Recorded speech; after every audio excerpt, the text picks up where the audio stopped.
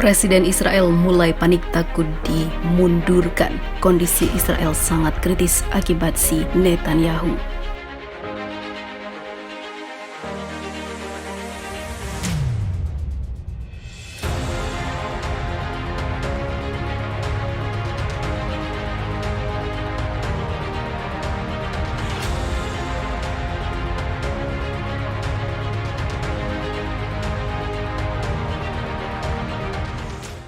Sejak berkuasa, koalisi sayap kanan yang dipimpin oleh Benjamin Netanyahu telah mengambil tindakan dan keputusan yang menyulut eskalasi konflik internal di tubuh Israel.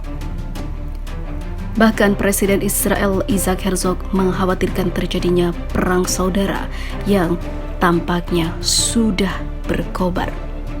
Situs Al Jazeera pada hari Selasa melaporkan Isaac Herzog, Presiden rezim Zionis, kembali mengulangi kata-katanya mengenai krisis internal Israel, dengan mengatakan perselisihan saat ini di tubuh Israel mengenai reformasi yudisial membahayakan kita semua. Friksi ini dapat menimbulkan konsekuensi diplomatik, ekonomi, sosial, dan keamanan yang berbahaya bagi Israel. Kini kondisi kita dalam kritis dan krisis, namun kita harus bisa melewati ini bersama. Presiden rezim Zionis itu juga mengakui bahwa Israel saat ini berada dalam situasi yang sangat-sangat buruk sehingga memerlukan pertolongan. Masalah kita ada dalam internal, apalagi di eksternal kita juga diserang. Maka dari itu kita harus menemukan jalan, ungkapnya. Beberapa hari lalu, Isaac Herzog mengumumkan bahwa Israel sedang menghadapi krisis yang mengancam eksistensinya. Saya melihat protes, keprihatinan, dan juga ketakutan mengenai dampak reformasi peradilan yang bisa membawa kita ke jurang yang sulit. Jika kita dapat mencapai solusi melakukan kesepakatan, ungkap Herzog. Selama beberapa pekan terakhir, puluhan kota dari utara dan juga selatan Palestina pendudukan, termasuk Tel Aviv, Haifa, Quds, Beersheba, Rishon LeZion, dan juga Herzliya, menjadi tempat demonstrasi menentang kabinet sayap kanan Netanyahu.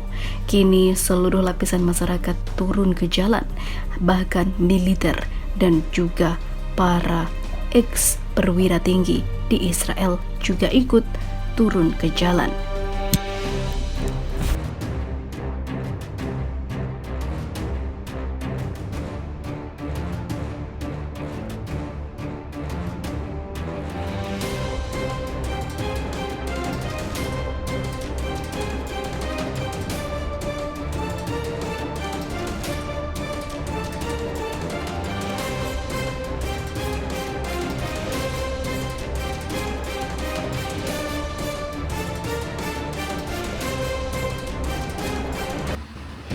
Perang saudara di Israel tidak dapat dihindari, gonjang-ganjing di negara Zionis akibat si Netanyahu.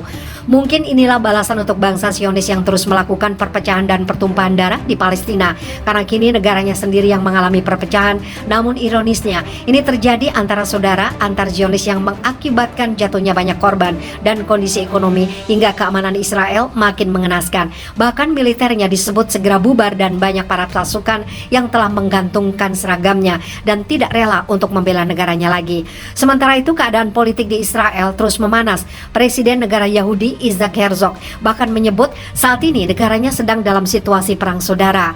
Panasnya kondisi ini dikarenakan reformasi peradilan yang diusulkan Parlemen Israel, Knesset, dengan berencana untuk menciptakan undang-undang yang akan sangat mengubah cara sistem peradilan negara itu beroperasi. Kritikus pemerintah mengatakan peraturan itu dapat membahayakan demokrasi.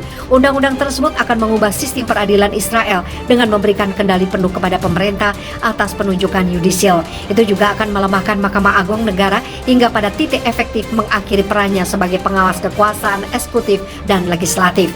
Usulan ini pun telah mendapatkan pertentangan luas dari warga Israel.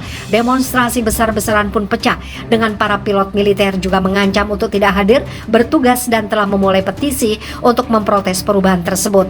Menurut Herzog, situasi ini telah menjadi ancaman besar bagi Israel. Ia menyebut kondisi ini telah merusak ekonomi, keamanan, ikatan politik Israel, dan terutama kohesi yang terjalin di negara itu. Bahkan 3 lembaga pemeringkat ekonomi yaitu S&P Global, Moody's, dan Fitch mengatakan bahwa akan ada dampak yang besar bila undang-undang reformasi peradilan itu disahkan.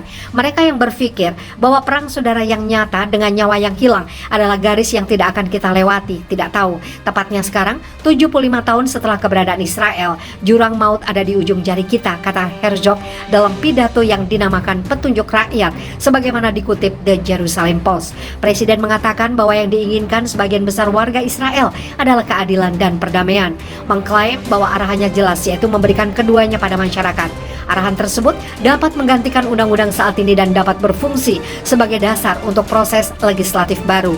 Saya orang beriman, tapi saya tidak naif. Saya tahu bahwa begitu saya menyelesaikan kata-kata saya, mungkin bahkan sebelum itu, lawan akan muncul dari semua sisi. Saya juga tahu bahwa akan ada yang mengelak dari tanggung jawab dan akan ada yang sudah setuju dan tiba-tiba menyangkal bahwa mereka melakukannya atau menarik kembali persetujuannya. Tambahnya, pernyataan Herzog ini pun langsung mendapatkan reaksi dari partai penguasa yang juga motor politik Perdana Menteri Benjamin Netanyahu, Likud. Mereka justru menuduh pihak oposisi yang tidak ingin bekerja sama dan bernegosiasi terkait draft usulan undang-undang itu.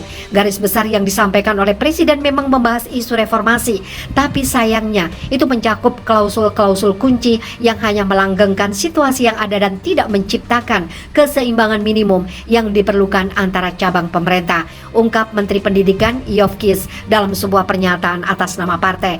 Banyak menteri kemudian meluncurkan serangkaian pernyataan yang kemungkinan besar didikte oleh partai dengan argumen utama bahwa arahan tersebut bukan merupakan perubahan nyata. Menurut sejumlah laporan, negosiasi antara perwakilan presiden dan koalisi terhenti setelah Menteri Kehakiman Yariv Levin, Ketua Partai Sas Aryeh Deri, serta Ketua Komite Hukum, Keadilan dan Konstitusi Knesset Simcha Rothman menolak untuk membuat konsesi tertentu yang disediakan oleh Netanyahu. Meski begitu, pihak oposisi menyambut baik pidato Herzog. Pemimpin oposisi Yair Lapid menanggapi bahwa pidato presiden itu sangatlah penting untuk memperbaiki Israel yang sedang tercabik-cabik. Kita harus mendekati proposal presiden untuk menghormati posisi, keseriusan penulisnya, dan nilai yang mendasarinya. Tanggapan koalisi terhadap proposal tersebut tidak menghormati institusi kepresidenan, menunjukkan penghinaan total terhadap pentingnya momen yang ada dan menghapus gagasan bahwa kita adalah satu bangsa, tuduh Lapid.